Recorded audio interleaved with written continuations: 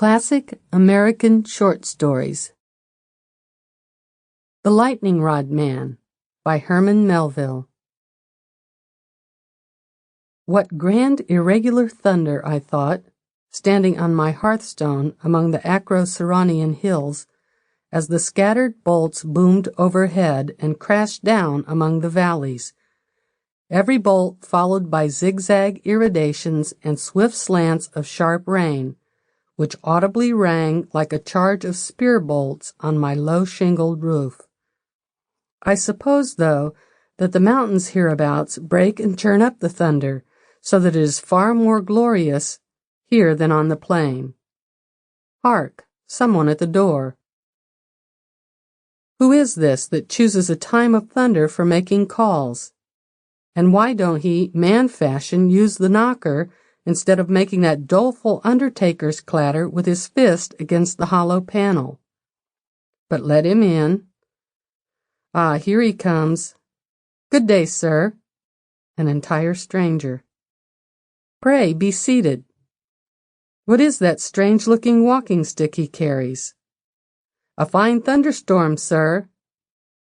Fine? Awful. You are wet. Stand here on the hearth before the fire. Not for worlds. The stranger still stood in the exact middle of the cottage where he had first planted himself.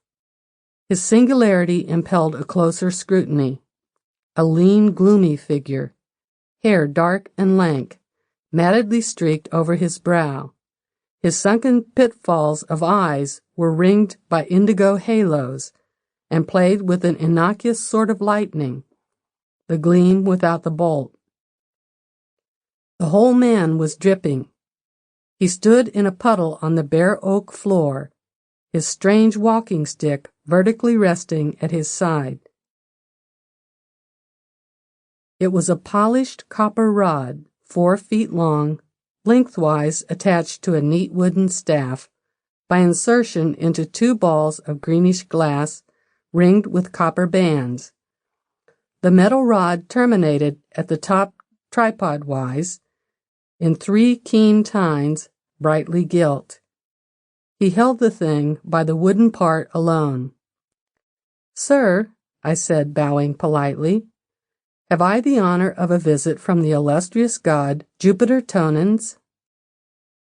So stood he in the Greek statue of old, grasping the lightning bolt.